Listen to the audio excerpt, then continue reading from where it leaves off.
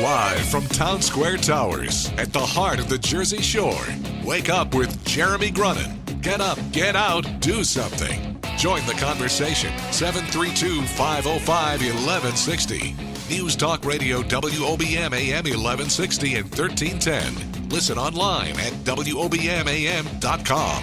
Hey, welcome back. Wake up with Jeremy Grunin. It is 7:09, Monday, May 2nd, 48 degrees, heading up to 67. Going to rain a little bit today. WOBM AM 1160 and 1310 News Talk Radio. Streaming live on the Radio Pup app and WOBMAM.com. 732-505-1160. Just want to give a quick shout out to one of my good friends who went through an extreme makeover yesterday. Just wanted to give him a shout out and let him know. Happy that he's listening. It's 7:09 this morning. There you go. One of the perks of doing my own radio show. And we are welcoming in now our next guest. He is Peter Grandich, Peter Grandich and Company. Good morning, sir. Good morning, Jeremy. How are you this fine morning? Okay, then. Peter? Yes, I'm here. Hey, good. Okay, welcome. So, Peter, why don't you tell everyone a little bit about what you do? Well, after I've spent the last 30-odd years in and around Wall Street, I also, separate from a business that's related to financial services, I have a sports financial service company that deals exclusively with professional athletes, and we just opened an office recently in Spring Lake, New Jersey, and been involved heavily for the last 15 or so years in Christian sports ministry. Spent 13 of those years working with a ministry that services both the New York Giants and the New York Yankees. Okay, so Christian sports ministry, what is that? I mean, what is that? What do they do for the most part? Sure. So professional sports teams, both baseball, football, have organized ministries access for their players. In football, because all NFL teams keep a tradition going of going to a hotel the night before the game, even if they're the home team, versus in baseball, basketball, and hockey, the home team players simply drive to their stadium.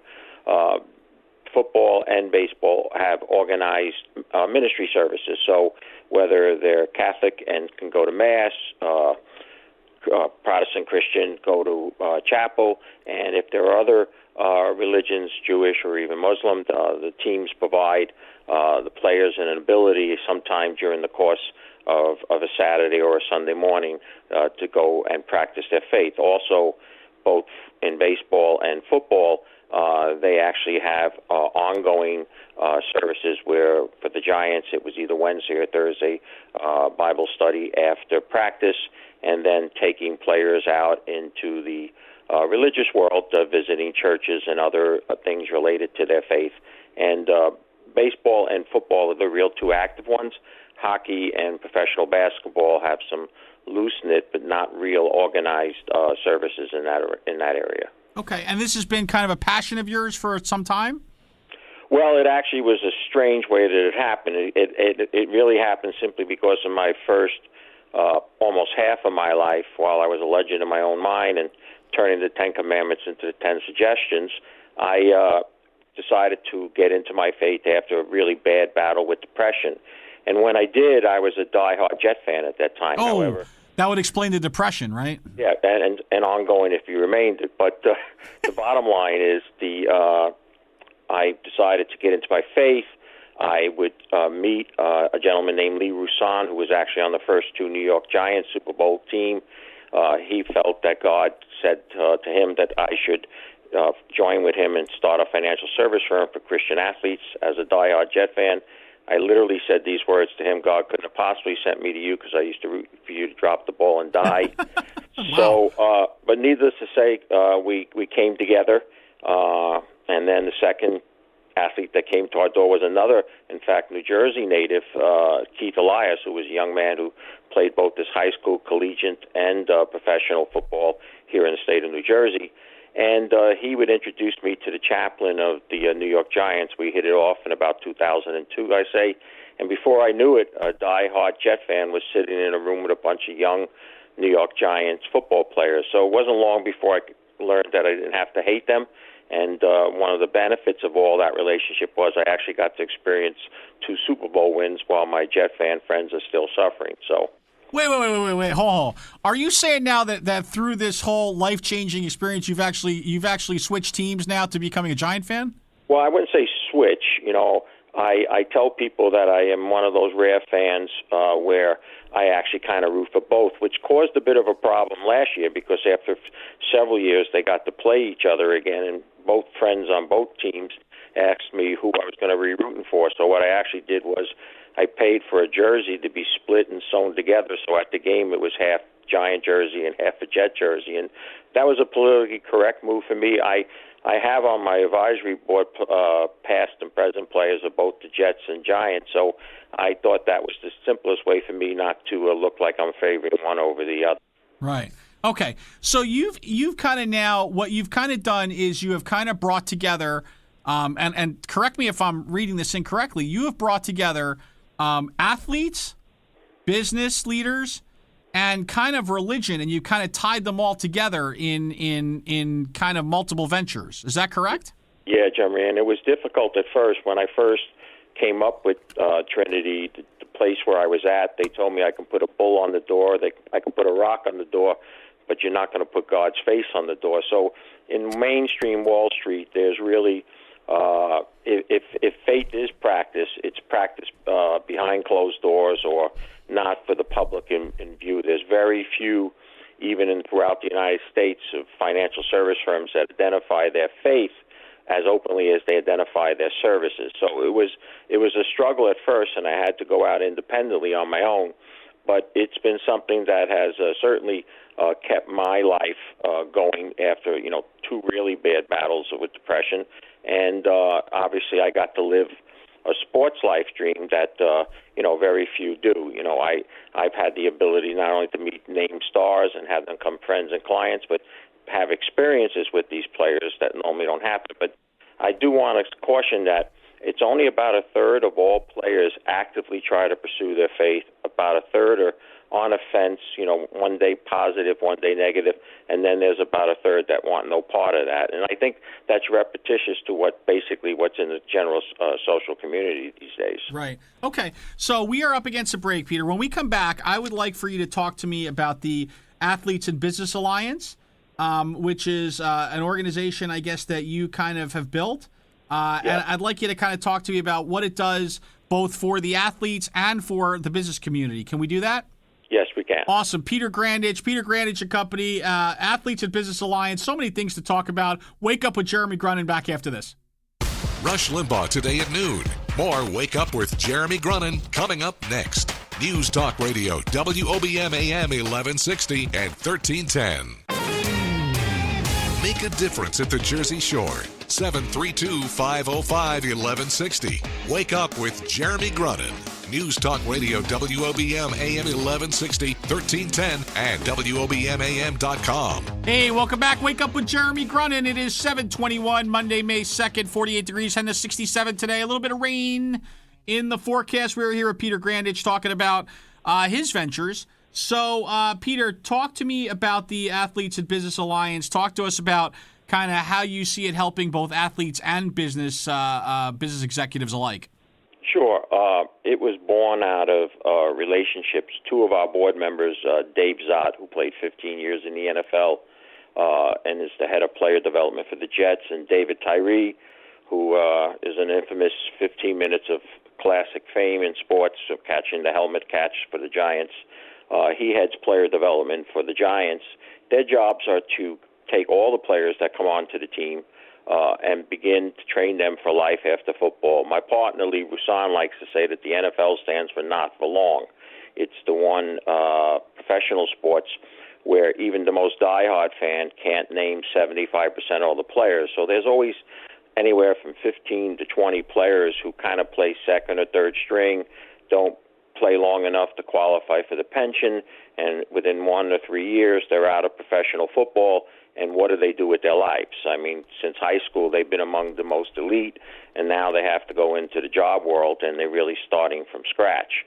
And about 80% of all players kind of drop down in terms of recognition and ability to earn income, and only about 20% because of their stardom allows them to go into something else where they can, continue to make a high salary. So with that in mind, and having gone to networking groups that are, held around in various towns and what have you, the concept was born of doing this, except having athletes match up with CEOs, COOs, small to mid-sized to even large-scale business owners, and an ability to both introduce one to the other, because one of the things professional athletes bring to businesses is a real team spirit. They have basically, since scholastic times, have been trained well, understand teamwork, understand following plans, etc., and now can bring that asset, including some of their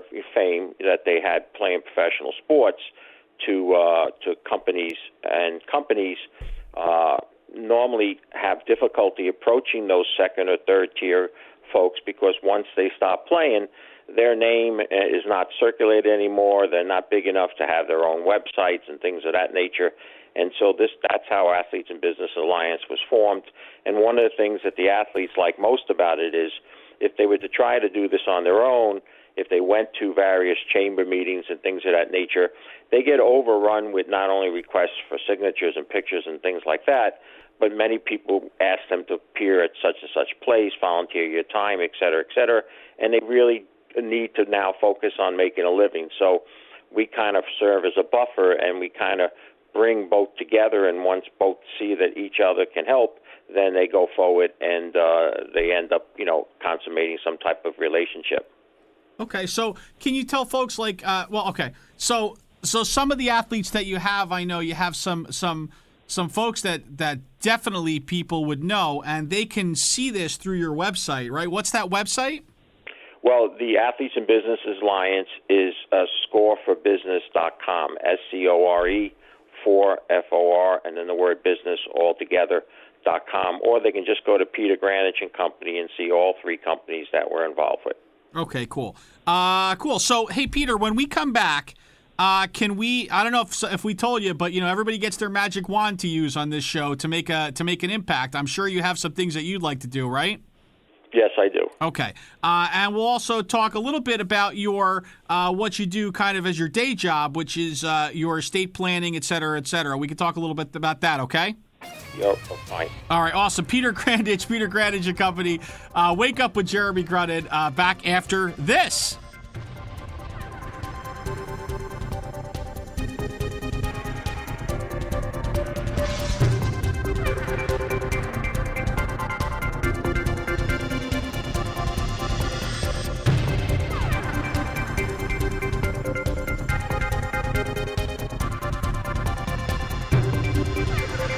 Coming up next, the latest from WOBM News, the Town Square, New Jersey News Network, and Fox News Radio. Wake Up with Jeremy Grunin. News Talk Radio, WOBM AM 1160 and 1310. Live from the Jersey Shore to the world. Get up, get out, do something. Wake Up with Jeremy Grunin. Take the show wherever you go. Download the free Radio Pup app for your smartphone or tablet. Join the conversation, 732-505-1160. News Talk Radio, WOBM AM 1160 and 1310.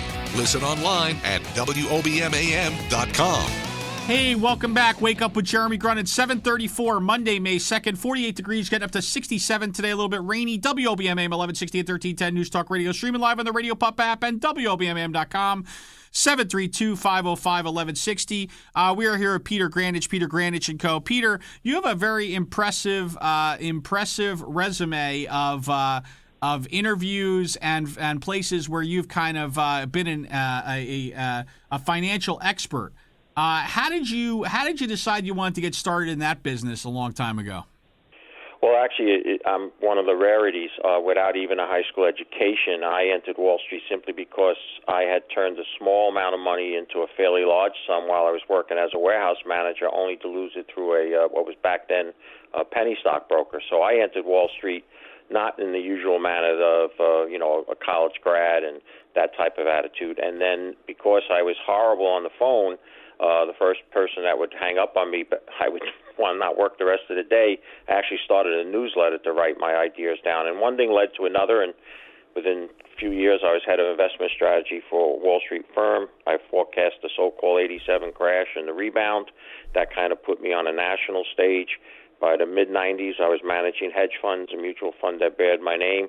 And I thought at least I reached the American dream in the mid-'90s and had millions of dollars, bought a huge home, 5 racehorses, 2 race cars, took up a terrible male addiction called golf, and living what I thought was the American dream. Only in the late 90s, I would suffer not only a financial setback, but a first of 2 very bad bouts of depression. And right when the new millennium started, a friend of mine owned a major publication in New Jersey at the time. He wrote a story called The Wall Street Whiz Kid Turns to Fizz, and it was then that a gentleman contacted me from Wall, New Jersey, who helped change my life. He's named Frank Congelosi, and he began to show me that everything that was done on Wall Street, or most of it, was not favorable for investors, and that you really can't know the future, and to act in a different manner. And at the same time is when I started to practice my faith. I was C&E Catholic Christmas and Easter, and my wife was devout,